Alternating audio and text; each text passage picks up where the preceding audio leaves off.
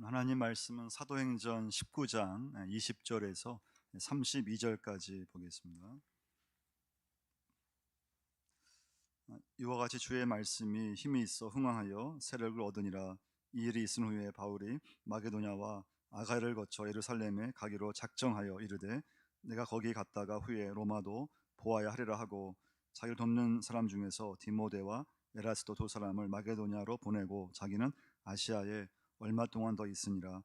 그때쯤 되어 이 도로 말미암아 적지 않은 소동이 있었으니, 즉 데메드리오라 하는 어떤 은장색이 은으로 아데미에 신사 모형을 만들어 직공들에게 적지 않은 벌이를 하게 하더니, 그 직공들과 그러한 영업하는 자들을 모아 이르되 여러분도 알거니와 우리의 풍족한 생활이 이 생업에 있는데, 이 바울이 에베소뿐 아니라 거의 전 아시아를 통하여 수많은 사람을 권유하여 말하되 사람의 손으로 만든 것들은 신이 아니라 하니, 이는 그대들도 보고 들은 것이라. 우리의 이 영업이 천하해질 위험에 있을 뿐 아니라 큰 여신 아데미의 신전도 무시당하게 되고 온 아시아와 천하가 위하는 그의 위엄도 떨어질까 하노라 하더라. 그들이 말을 듣고 분노가 가득하여 외쳐 이르되 크다. 에베소 사람의 아데미 하니 온 시내가 요란하여 바울과 같이 다니는 마게도냐 사람 가이오와 아리스다고를 붙들어 일제히 연극장으로 달려 들어가는지라. 바울이 백성 가운데로 들어가고자 하니 하나 제자들이 말리고, 또 아시아 관리 중에 바울의 친구된 어떤 이들이 그에게 통지하여 연극장에 들어가지 말라 권하더라. 사람들이 외쳤던 이는 이런 말로 어떤 이는 저런 말을 하니 모인 무리가 분란하여 태반이나 어찌하여 모였는지 알지 못하더라. 아멘. 바울은 1차, 2차, 3차 세 번에 걸쳐서 전도 여행을 떠났습니다. 그래서 그 당시 교회가 없는 곳, 또 예수 믿지 않는 사람들을 일부러 찾아다니면서 그 장소에 어떤 곳은 뭐 일주일도 있었고요, 어떤 곳은 뭐 한 달. 특별히 바울이 3차 전도 여행을 했을 때는요, 에베소에서 오래 있었습니다. 한 2년간은 있었어요. 그래서 에베소에 한 2년간 있으면서 두란노 서원을 만들었어요. 그 두란노 서원에서 바울은 제자들을 모아서 집중적으로 가르쳤어요. 그래서 큰 성과가 많이 있었어요. 그래서 2년간 에베소에 있다 보니까요, 다른 도시보다 이 에베소에서는 뭐 기적이라 할까요, 믿음의 역사가, 말씀의 역사가 더 많이 나타났어요. 그 결과가 오늘 본문의 말씀이에요. 10절 한번 보시면요, 두 해 동안 이같이 하니 아시아에 사는 자는 유대인이나 헬란이나 다 주의 말씀을 듣더라. 하나님이 바울의 손으로 놀라운 능력을 행하게 하시니, 심지어 사람들이 바울의 몸에서 손수건이나 앞치마를 가지다가 병든 사람에게 얹으면 그 병이 떠나고 악기도 나가더라. 할렐루야. 이런 역사가 많이 일어난 거예요. 첫 번째 메시지는요, 말씀에는 힘이 있습니다. 그리고 오늘 본문에 한번 20절을 한번 같이 한번 읽어보겠습니다. 이와 같이 주의 말씀도 힘이 있어 흥하하여 세력을 얻으니라. 할렐루야. 이와 같이 주의 말씀은 뭐라고 했습니까? 힘이 있어 흥왕하여. 그래서 말씀이 있는 모든 곳에서는 반드시 영적 부흥이 있게 되어 있습니다. 그래서 말씀을 받으면 거기서 변화가 생기고 말씀을 통해서 역사가 일어나고, 그 왜 그렇습니까? 말씀에는 힘이 있기 때문에 그래요. 말씀에는 힘이 있습니다. 자, 그래서 바울은요, 특징이 뭔가 하면, 바울은 예수 믿고 말씀에서 힘을 받고 나서는 집착이 없어졌어요. 이전까지는 바울도 어떤 장소에 대해서, 어떤 자신의 집에 대해서, 자신의 어떤 위치에 대해서, 자신의 어떤 직업에 대해서 굉장한 어떤 집착이 있었어요. 어떤 자랑이 있었어요. 근데 예수 믿고 달라진 것은 뭔가 하면요, 어느 것에 대해서든 하나님 앞에서 어떤 것도 집착이 없어진 거예요. 그래서 하나님이 가라고 하면 가는 거예요. 떠나는 거예요. 하나님이 그 장소에 있으라고 하면은 있는 거예요. 오직 모든 관심은 하나님 말씀이었어요. 그 다음부터는 어떤 것도 바울에게 있어서는 집착이 아니에요. 그러니까 에베소에서 2년간 있으면서 도란노 소원을 해서 가르치면서 엄청난 열매가 있었어요. 그럼 보통 사람 같으면요, 에베소에서 그냥 멈췄을 거예요. 에베소에서 안주했을 거예요. 에베소에서 계속 보냈을 거예요. 근데 바울은 로마에 대해서 눈을 뜨기 시작했어요. 그 당시 중심 로마였거든요. 로마에 대해서 거기 가고 싶은 거예요. 로마에 가서 전도를 하고 싶은 거예요. 자, 그래서요, 오늘 말씀 21절 한번 보세요. 같이 한번 읽어보겠습니다. 이 일이 있은 후에 바울이 마게도냐와 아가야를 거쳐 예루살렘에 가기로 작정하여 이르되 내가 거기 갔다가 후에 로마도 보아야 하리라 하고 자기를 돕는 사람 중에서 디모데와 에라스도 두 사람을 마게도냐로 보내고 자기는 아시아에 얼마 동안 더 있으니라. 할렐루야. 그러니까 바울은 말씀의 은혜를 받고 나서 달라진 것은 뭔가 하면 그 이후부터는 어떤 장소, 자기의 어떤 인생에 대해서, 이 땅의 것에 대해서는 집착이 없어졌다고 하는 거예요. 그래서 에베소에서 그런 큰 성과가 있었지만 다시 로마에 눈을 뜨게 된다 할까요? 로마에 가서 전도를 하고 싶고 그리고 준비하고 있는 바울을 볼 수가 있습니다. 두 번째 메시지예요. 두 번째 메시지는요, 하나님을 믿으면 믿을수록 하나님은 우리 마음을 넓혀 주십니다. 두 번째 메시지예요. 여러분은 어떠세요? 여러분은 예수를 지금 믿으면서 얼마큼 마음이 넓어지셨습니까? 어쩌면 예수 믿으면서 더 마음이 좁아질 수 있어요. 예수를 믿으면 믿을수록, 시간이 지나면 지날수록, 그럼 나이가 들면 들수록 마음이 넓어지는 것이 아니고 마음이 자꾸 이렇게 줄어들고 마음이 좁아들고 마음이 작아질 수 있어요. 그럼 여러분, 우리가 예수 믿으면서 내 마음을 이렇게 탁 넓혀야 되는데 어떻게 하면 넓힐 수 있을까요? 어떻게 하면 우리 마음이 예수를 믿으면 믿을수록, 시간이 지나면 지날수록 마음이 좁아지지 않고 어떻게 좀 마음을 이렇게 넓힐 수 있을까요? 첫 번째는요, 나와 다른 사람을 포용할 수 있느냐예요. 그러니까 반대편을 내가 수용할 수 있다면, 반대편을 내가 포용할 수 있다면 그만큼 그 사람 마음은 넓어지는 거예요. 그럼 바울이 처음부터 마음이 넓어진 건 아니었어요. 바울은요, 예수 믿기 전에는요, 성격이 보통 성격이 아니었어요. 잘 싸우고 다투고 그 성격이 굉장히 강했어요. 다혈질이에요. 그러니까 바울의 성격 보통 성격이 아니었어요. 그런데 바울이 예수 믿고 나서 달라진 것이 뭔가 하면 시간이 지나면 지날수록 바울이 적이 없어요. 사실은 바울이요, 전도하면서요 굉장히 괴로움을 많이 당했어요. 유대인들이 바울을 쫓아다니면서, 바울이 가는 곳마다 쫓아와서 바울을 회방하고 막 사람들한테 막 좋지 않은 말을 막 퍼지게 하고, 또 바울을 막 죽이려고 하고, 바울을 막 감옥에 가두게 하고, 바울을 막 그냥 어렵게 만들고요. 그런데 바울이 거기에 대해서 대응하지 않아요.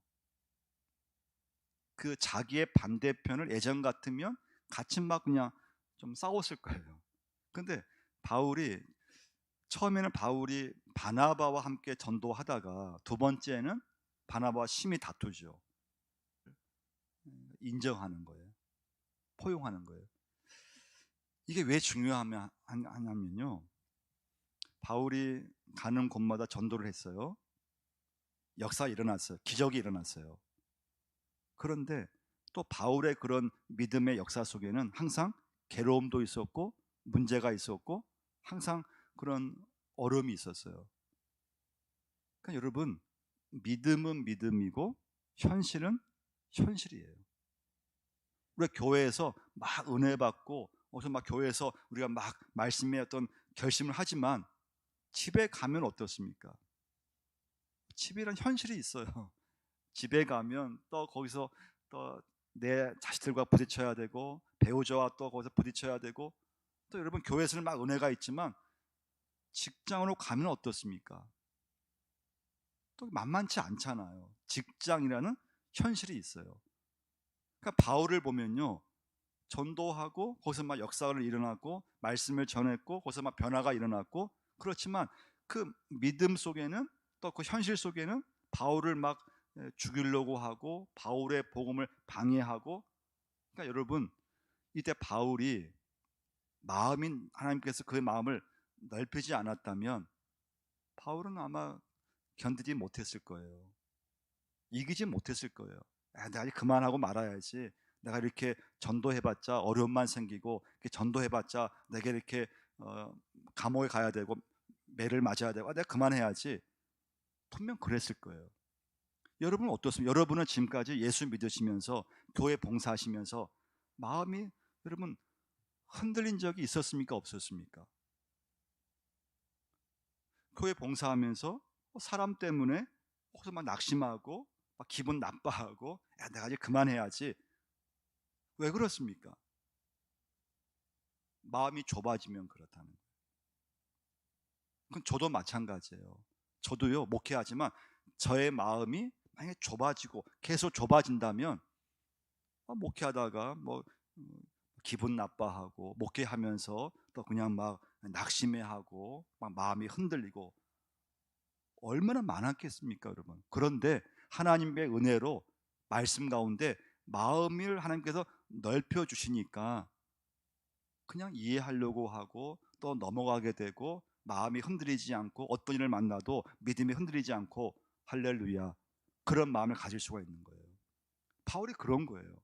자, 두 번째, 우리 마음이 넓어질 수 있는 방법은 나를 부인했을 때예요. 예수님 말씀하셨죠. 누구든지 나를 따라오려고는, 그 다음 말씀 뭐라고 했습니까? 자기를 부인하고 나를 따를 것이니라. 할렐루야. 누구든지 주님을 따르려면 자기를 부인하고, 여러분과 제가 예수 믿으면서 마음이 좁아지지 않으려면 어떻게 됩니까? 하나님, 저는 아무것도 아닙니다. 하나님, 제가 주의 은혜로 이렇게 설교하고 주의 은혜로 하나님 기쁨 받은 것밖에 없습니다. 그래서 마음이 넓어지면은 시험이 안 와요. 그런데 내가 살아있다고 한번 생각해봐요. 내가 살아있어요. 내가 중심이 돼야 돼요. 그러면 마음이 넓어지는 것이 아니고 마음이 좁아져요. 마음이 작아져요. 그러면 가정에서 또는 주변 사람들 때문에 나이가 들었을 때 괜히 더 서운해지고, 마음이 좁아지니까, 마음이 작아지니까 금방 그냥 감정이 상하고, 그러면 여러분과 제가 교회 봉사하다가도 사람 때문에 얼마나 쉽게 여러분 마음 상하겠습니까?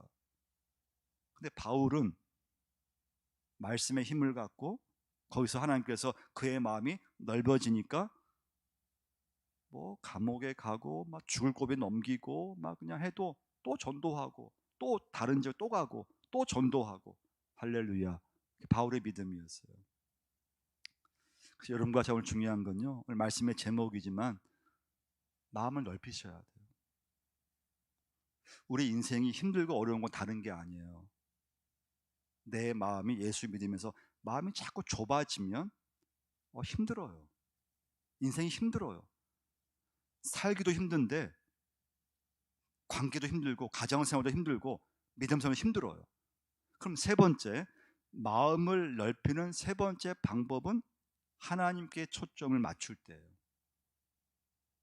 어떤 상황에서도 여러분과 제가 하나님께 내 마음을 맞추고 하나님께 내 믿음을 맞추면 그만큼 마음은 넓어지게 되어 있어요. 오늘 이제 35절부터 한번 보시면요, 막 그냥 오늘 이제 바울이 전도했어요. 그래서 사람들이 예수를 믿게 됐어요. 근데 문제는 그 동네에 데메드로라는 사람이 있어서, 자, 23절 한번 보세요. 23절 같이 한번 읽어보겠습니다. 그때쯤 되어 이 도로 말미암아 적지 않은 소동이 있었으니, 즉 데메드리로라는 어떤 은장색이 은으로 아데미의 신상 모형을 만들어 직공들에게 적지 않은 벌이를 하게 하더니. 자, 이 당시에 5월달만 되면은 이 아데미 신을 막 그냥 숭상하는 그 축제가 있었어요. 그럼 사람들은요, 그 아데미 그 신으로 만든 우상을 다 사는 거예요. 그걸 누가 만들었느냐? 데메드리로 하는 사람이 그 일을 했어요. 그 주변의 사람들이 일감을 나누어서 사람들한테 아데미 신상을 만든 거예요. 근데 바울이 와서 복음을 전하면서 사람의 손으로 만든 모든 것은 다 우상이라고 얘기를 한 거예요. 그러니까 예수를 영접하고 한 그 사람들이 이제부터 아담이 신상을 사지를 않는 거예요. 그러니까 수입이 끊어졌잖아요. 그러니까 이 사람들이 바울 미워하는 거예요. 저 바울 때문에 야 이제 우리가 수입이 줄어들고 아예 수입이 끊어졌으니까 그래서 바울을 막 죽이려고 막 하는 거예요. 그때 서기관이 나타나서 그 상황을 딱 정리를 하게 돼요. 35절부터 한번 보시면요. 41절까지 한번 읽어보겠습니다. 서기장이 무리를 진정시키고 이르되 에베소 사람들아 에베소 시가 큰 아데미와 제우스에게서 내려온 우상의 신전지기가 된 줄을 누가 알지 못하겠느냐. 이 일이 그렇지 않다 할 수 없느니 너희가 가만히 있어서 무엇이든지 경솔이 아니하여야 하리라. 신전의 물건을 도둑질하지도 아니하였고 우리 여신을 비방하지도 아니한 이 사람들을 너희가 붙잡아 왔으니 만일 데메드리오와 그와 함께 있는 직공들이 누구에게 고발할 것이 있으면 재판 날도 있고 총독들도 있으니 피차 고소할 것이요 만일 그 외에 무엇을 원하면 정식으로 민회에서 결정할지라. 오늘 아무 까닭도 없는 이 일에 우리가 소요 사건으로 책망받을 위험이 있고 우리는 이 불법 집회에 관하여 보고할 자료가 없다 하고 이에 그 모임을 흩어지게 하니라. 무슨 말씀인가 하면요, 이 석이 나타나면 하는 말이에요. 문제가 있으면 고소하면 되고 진짜 이 바울에게 문제가 있으면 정치 재판에서 다루면 되니까 흩어지라고 하는 거예요. 흩어진 거예요. 세 번째 메시지예요. 세 번째 메시지는요, 여러분과 제가 살아가면서 쓸데없는 싸움에 말려들지 않아야 된다는 거예요. 이런 바울이 왜 어려움을 당했을까요? 바울은 예수 믿고 나서 자기를 때리든지 감옥에 보내든지 그 사람을 미워하지 않았어요. 다 수용했어요. 반대편을 수용했어요. 바울은 그때마다 자기를 부인했어요. 하나님, 저는 아무것도 아닙니다. 그리고 하나님의 추천을 맞췄잖아요. 그러면 그 다윗이 왜 이렇게 어려움을 계속 당했을까요? 사람들 중에서 누군가가 선동했기 때문에 그래요. 여러분, 하나님은 우리의 마음을 넓히신다고 했어요. 하나님은 여러분과 저의 마음을 넓히세요. 그래서요, 바울이 뭐라고 말씀했는가 하면요, 고린도후서 6장 13절에서 이렇게 말씀했어요. 내가 자녀에게 말하듯 하노니 보답하는 것으로 너희의 마음을 넓히라고 했어요. 할렐루야. 너희의 마음을 넓히라고 했어요. 여러분과 제 마음을 넓혀야 돼요. 마음이 넓혀야지만 끝까지 주의 일을 할 수가 있어요. 마음이 넓혀져야 내 믿음이 흔들리지 않아요. 마음이 넓혀지지 않고 예수를 믿지만 시간이 지나면 지날수록 내 마음이 좁아지면 절대 하나님께 영광을 돌리지 못해요. 여러분, 사단의 마귀의 전략이 뭐냐? 마귀의 목적은 사람들을 선동하는 거예요. 그러면 선동이 뭘까요? 선동하는 거. 작은 일을 크게 만드는 게 선동이에요. 아무것도 아닌 일을 굉장한 것처럼 부풀려서 이렇게 과장하게 하는 게 선동이에요. 이때 여러분 중요한 건 뭘까요? 그러면 여러분과 제가 뉴스에 보면 여러분 자동차 운전하다가 잘 가다가 누가 뒤에서 뭐 빵빵하거나 또는 막 이렇게 과속해서 거기에 딱 기분이 상해가지고 쓸데없는 싸움을 하는 경우가 얼마나 많습니까? 운전할 때 운전 잘하다가 누군가 뒤에서 빵빵만 해도 막 기분이 나빠지고, 그리고 운전 잘하다가 뭐 누가 뭐 하여튼 내 차보다 먼저 막 가도 이렇게 막 거기서 막 기분이 나빠져가지고 막 그냥 보복 운전하고요. 어떤 경우는 술 서로 잘 마시다가 상대방 말에 기분이 나빠가지고 어떤 사람이 그냥 앞에 있는 여자를 그냥 주먹으로 또 때려가지고 막 방송에 나오고요. 그래서 살아가면서요, 아무것도 아닌 일인데 그냥 쓸데없는 싸움에 말려들어서 그게 문제가 되는 경우가 얼마나 많은지 몰라요. 뭐 가게 식당 가서 잘 뭐 먹다가 괜히 그냥 어떤 시비가 붙어가지고 막 싸움이 되고 감정이 상해버리고,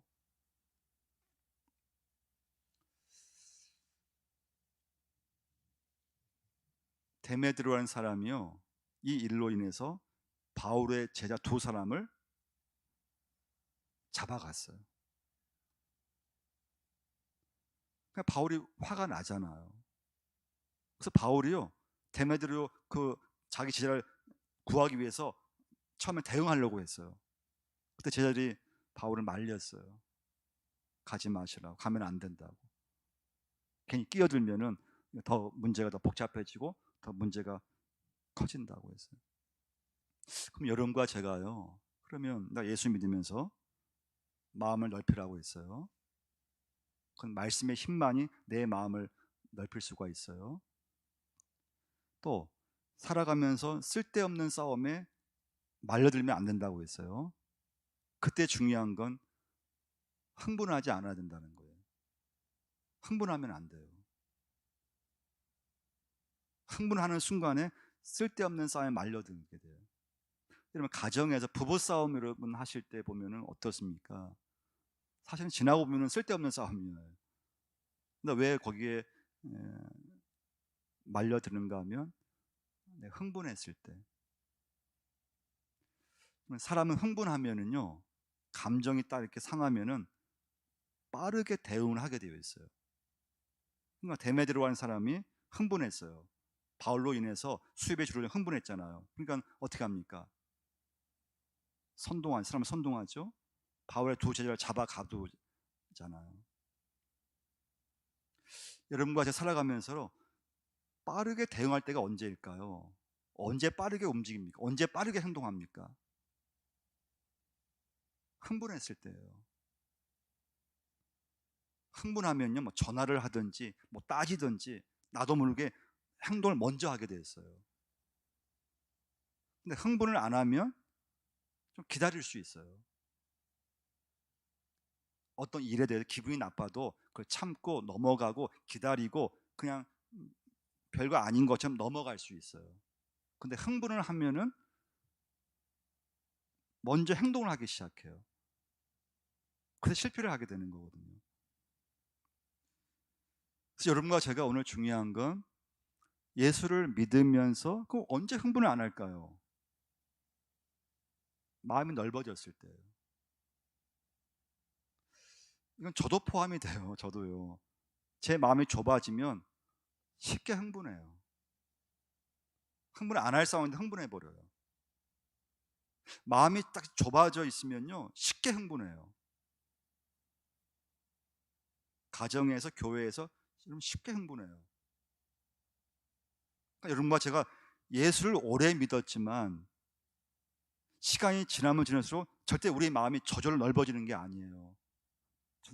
넓어지지 않습니다. 점점 좁아져요. 가만히 있으면요, 내 마음이 점점 작아져요. 하나님 말씀이 내 안에 임하게 하셔서 이 시간부터 내가 가정과 일터와 세상 속에서 교회 안에서 어떤 일을 만났을 때 이전 같으면 흥분했었고 금방 반응했다면, 하나님 제 마음을 넓혀 주옵소서. 할렐루야. 하나님, 저는 아무것도 아닙니다.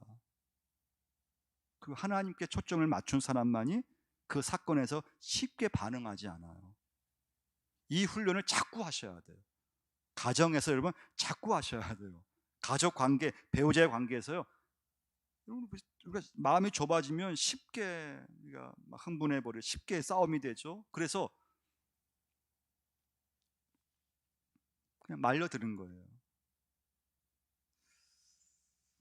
다윗이요, 다윗이 아버지 심부름으로 형이 있는 곳에 갔어요. 전쟁이 있는 곳이죠. 근데 큰 형이 엘리압이죠. 다윗을 보자마자 다윗이 듣기에 심한 말을 해요.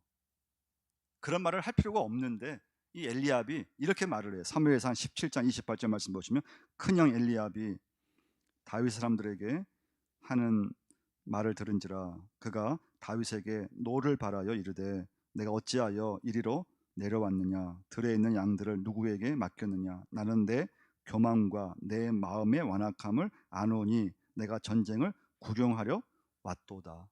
아니, 어린 막내 동생한테 이 말을 할 말이 아니에요.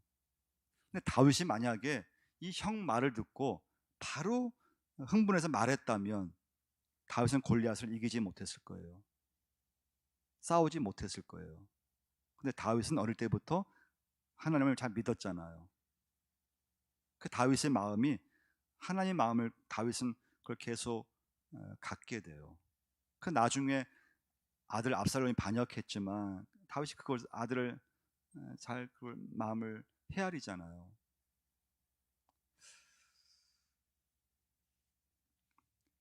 사람이요, 부딪혀서 이겨야만 이기는 게 아니에요. 저도 예전 같으면요, 경험이 없을 때는 부딪혀서 이겨야만 되는 줄 알았어요. 부딪혀야만 되는 줄 알았어요. 근데 어느 순간부터 하나님이 준 지혜는 뭔가 하면 쓸데없는 싸움을 피하라고 하는 거예요.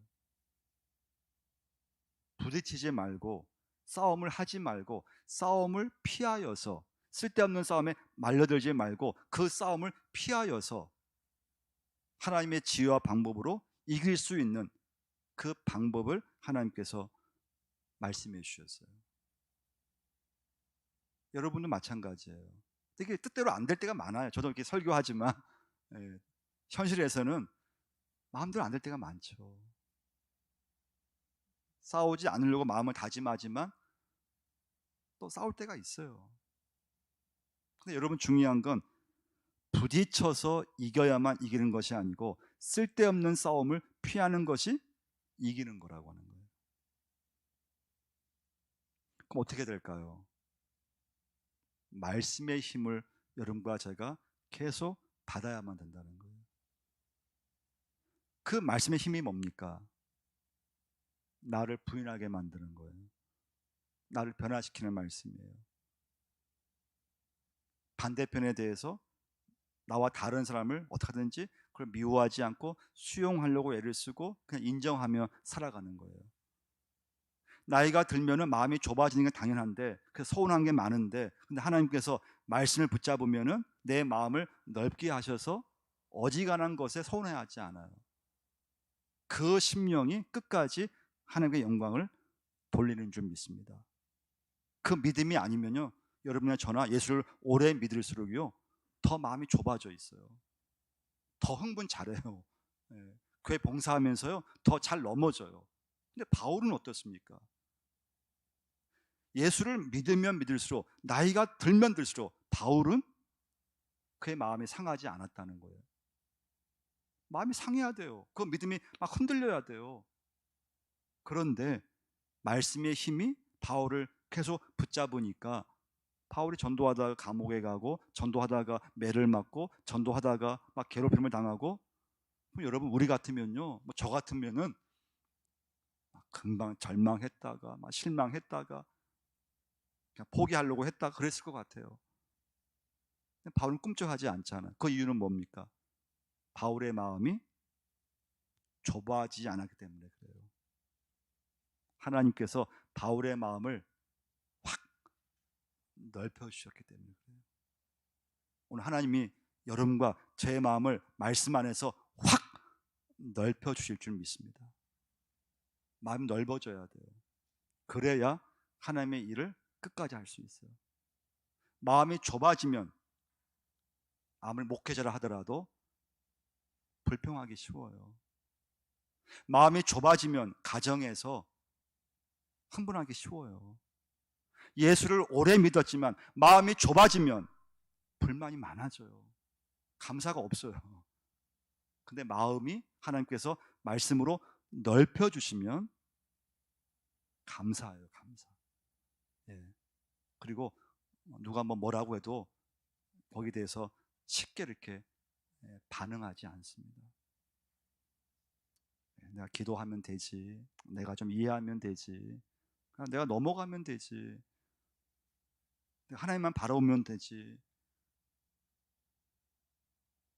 우리 한번 같이 한번 기도하실 때, 하나님 그렇습니다. 하나님 오늘 이 시간에 하나님 내 마음을 넓혀 주옵소서. 살아가면서 우리가 쓸데없는 싸움에 끼어들지 않고 우리 에너지를 낭비하지 않고 하나님께 마음을 두며 살 수 있게 달라고 기도하시고요.